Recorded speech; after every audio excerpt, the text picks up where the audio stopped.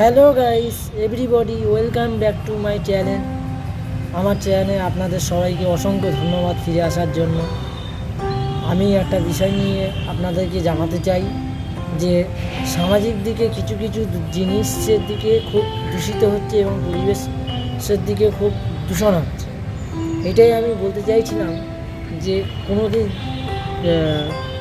কোনো স্টুডেন্ট হোক আর কোনো ছেলে মেয়ে হোক, আপনাদেরকেই বলছি, অডিয়েন্সরা আপনাদেরকেই আমি জানাচ্ছি যে আপনাদের যে ছেলেমেয়েরা আছে বা সমস্ত স্কুলের যে ছোটো ছোটো ছেলেমেয়েরা পড়াশোনা করছে তাদের বিষয়ে জানাতে চাইছি, তারা যেন সংসারের আর্থিক অবস্থার কারণে আর্থিক অবস্থা দুর্বলতা হওয়ার কারণে যে বিষয়টা বলছিলাম সেই বিষয়টা হচ্ছে যে আপনাদের কোনো আর্থিক অবস্থা দুর্বল হোক সংসারে বা যে কোনো যাই হোক, কোনো দিনই আপনাদের ছেলে মেয়েকে বা সন্তানকে কোনোভাবে বা কোনো কারণে কোনো কর্মক্ষেত্রে কম বয়সে 18 বছর হওয়ার আগে বা 15 বছর হওয়ার আগে কোনো কর্মক্ষেত্রে অ্যাড করবেন না।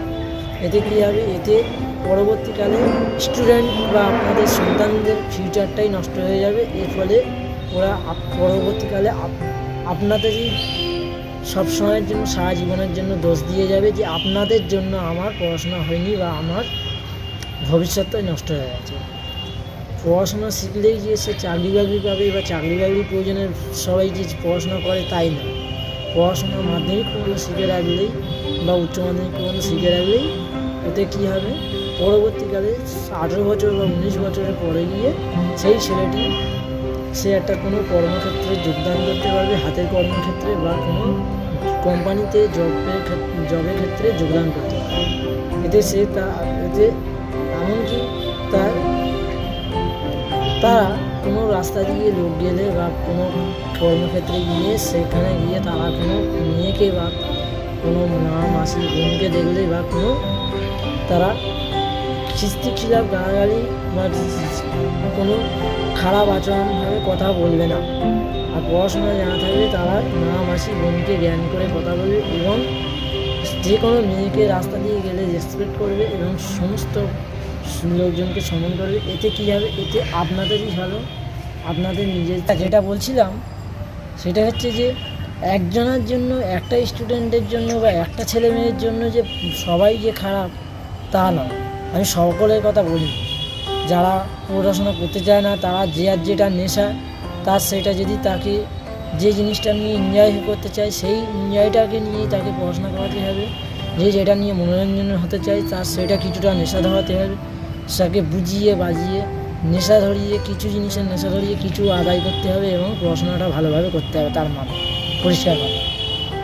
আর এটা করতে হবে, এর ফলে কী হবে? এর ফলে আপনাদের নিজেদেরই স্টুডেন্ট যখন না বাইরে গিয়ে পড়াশোনা করে যখন ভদ্রভাবে সবাইকে রেসপেক্ট করবে এবং সবাইকে সম্মান দিয়ে চলবে, এর ফলে আপনাদেরই নাম থাকবে এবং নাম হবে এবং আপনাদেরই কোনো দিন দোষ দিতে পারবে না যে আপনাদের জন্য আপনাদের ছেলে মেয়ে আপনারা যেমন, বা আপনাদের দোষ দিতে পারবেন না আপনারা যেমন, আপনাদের ছেলে মেয়েও তেমন হচ্ছে। তো একদমই তা হবে না।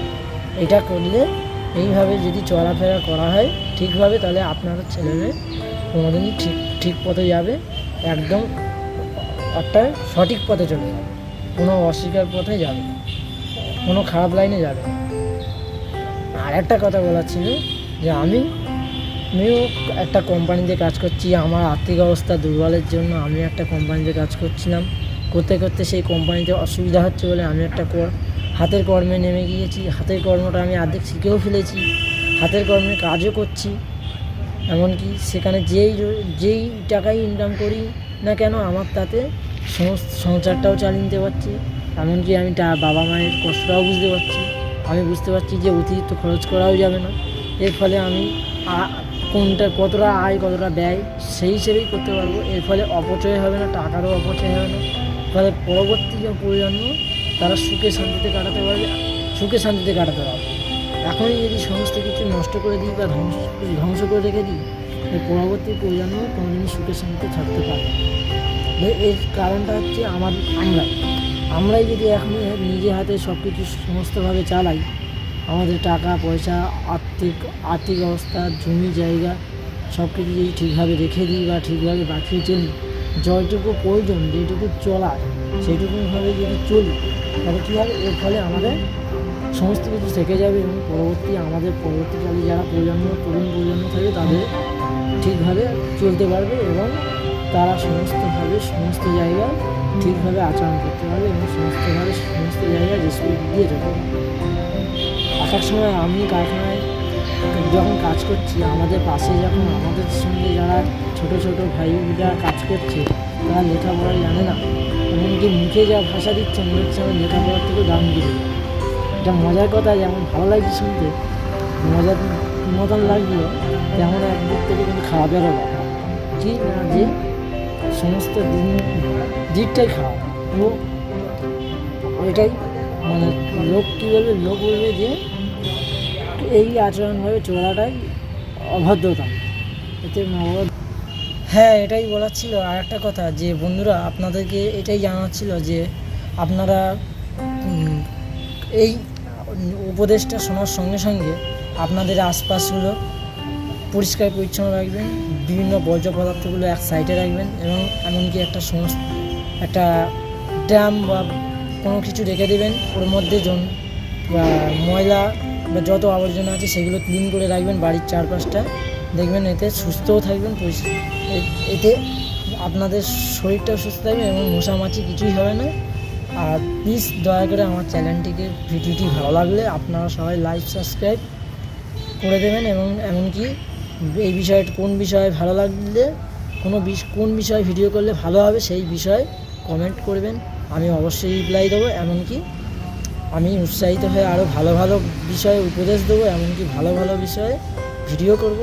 এমনকি আমি বিভিন্ন শিক্ষাগত বিষয়েও ভিডিও করি, এমনকি পড়াশোনার বিষয়েও কারোর কোনো বিষয়ে জানার ইচ্ছা থাকলে কমেন্ট করলে সে বিষয়ে আমি বলে দেবো, জানিয়ে দেবো।